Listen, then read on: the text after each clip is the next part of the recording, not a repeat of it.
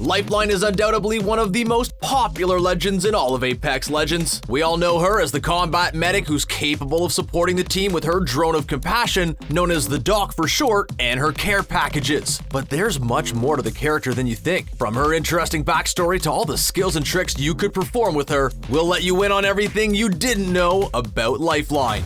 With lines like, "Come get your birthday present," and "Care package incoming, big things in that." There's a lot to like about Lifeline's character. And don't lie, everyone in your squad has definitely tried to imitate her accent at one point. Come on, how could you resist? But she's much more than just sarcastic and witty. Lifeline really isn't the type of person you'd expect to see in the Apex games. For starters, she's a medic who's supposed to help as many people as she can, not eliminate them from existence. It's a weird dynamic when you think about it, but diving deeper into the character, her decision to take part in the Apex games actually makes a bit of sense. AJ Shea was born into a wealthy family of war profiteers. Her family would make a ridiculous amount of money by selling weapons and other goods to parties at war. Yeah, that's not the kind of business a virtuous young woman like AJ wants to take over, that's for sure. AJ knew taking over the family business one day was something that she never wanted to do. She wanted to make a positive change in the world, not a negative one. So she left home after realizing the damage her parents had caused. Sure, she had everything that she could ever ask for at home and was wealthy beyond her wildest dreams, but she wasn't proud about how her family became rich and wanted to do what's right in her heart. This led AJ deciding to enlist in the Frontier Corps, a humanitarian organization that helps frontier communities in need. For those of you who are unfamiliar with the Titanfall franchise, the Frontier is the general term for the deepest regions of unexplored space that are filled with different systems and planets. The games are not set on Earth, which is a part of what's known as the core. Instead, they take place in this fictional region known as the Frontier. There's plenty of civilization there, but it's mostly just pioneers, explorers, mercenaries, outlaws, and soldiers, so it's a very dangerous place where intergalactic wars are started and ended pretty much daily. No wonder the Shea family got so rich. AJ has truly enjoyed working with the Frontier Corps, and has since devoted her life to helping out those in need and making sure that she's doing her part to make the world a better place. This led her to develop those medic skills that became so useful later on in the Apex games. Speaking of the Apex games, why did she take part in a blood sport if she's doing her best to help those in need? Isn't that the exact opposite of helping people? Well, if we're being honest, no one in the Apex games is innocent, and AJ is no exception. The combatants know what they're getting into, but for Lifeline, she's not doing it for the fame and fortune that comes with being a champion and an Apex legend. The only reason she joined the Apex games was so she could use her winnings to fund the Frontier Corps. Every one of her victories helps those in need, so she has no problem in taking part in the games. Well, that's what she tells herself at least. That brings up the classic trolley problem that Lifeline has to deal with every day.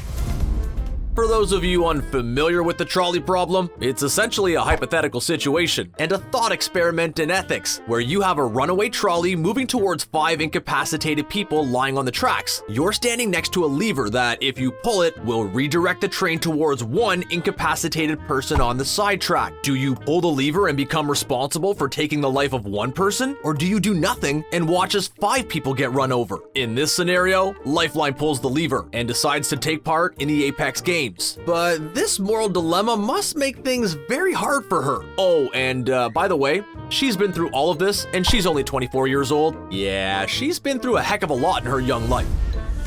Say what you want about her good and bad life choices, on the battlefield, she's one of the best legends you can choose from in all of Apex Legends. Many players like Unit Lost main Lifeline because she's just so useful to any team in pretty much any scenario. Let's take a look at her abilities. Her tactical abilities allow her to use the D.O.C health drone, but D.O.C stands for Drone of Compassion, so it's called the Drone of Compassion Health Drone. Well, that's redundant, isn't it? Seriously though, the D.O.C is such a great tactical ability. You can drop it anywhere, and it'll heal you as long as you don't already have full health. So let's say you're running to get into the ring and are outside of it taking damage. There's no need to use a med kit or anything once you get inside the ring. Just get the whole squad together and drop the D.O.C to heal them. Now it's worth noting that it gets destroyed by any little bit of damage, and if you're eliminated while one's still active, your opponent can use it to heal themselves. It also has a full 60-second cooldown, so it's best to make sure you're putting it down in the right place at the right time. If you're pinned down, you can put it behind a rock, so the enemy can't see it, but you're still healing up. You could also recharge your shield while getting patched up, so it could be used aggressively as well. Like we said, there's pretty much no situation where the D.O.C won't come in handy.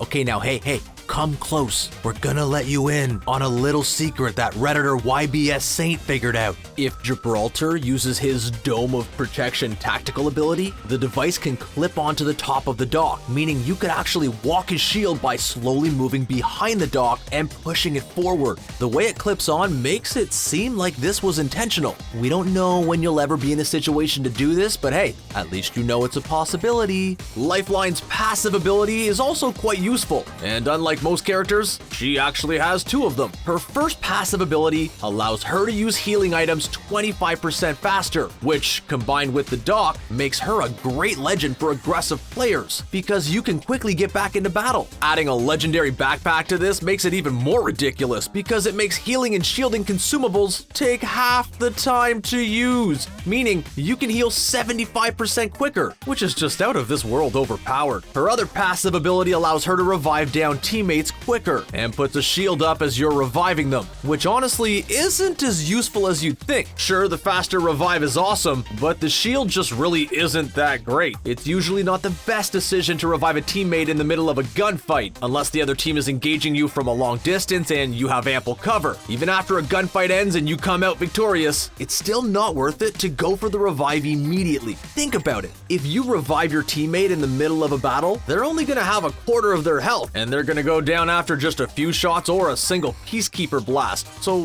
what's the point? Plus, you can revive eliminated players at a respawn beacon anyway, so there's no need to try and keep everyone alive no matter what. Also, an enemy could just casually stroll around your shield while you're trying to revive a teammate, and down you go while you're defenseless, which is the worst case scenario. Oh, and if you didn't know, the revive shield is noticeable through Bangalore smoke and Caustic's gas. So if you think you're sneaking in a cheeky little revive while these legends are using their abilities, you're not, and you're just making yourself a big target. The best way to take advantage of this passive ability is by combining it with, you guessed it, Gibraltar's Dome of Protection. We don't think too highly of Gibraltar, but his abilities truly shine when there's a Lifeline in the squad. Sadly, it's not a two-way relationship because Lifeline doesn't need Gibraltar, but Gibraltar needs a Lifeline. It's okay, brother. There's still plenty of players who love you. Lifeline's ultimate ability, where she calls in a care package, doesn't seem like much either, but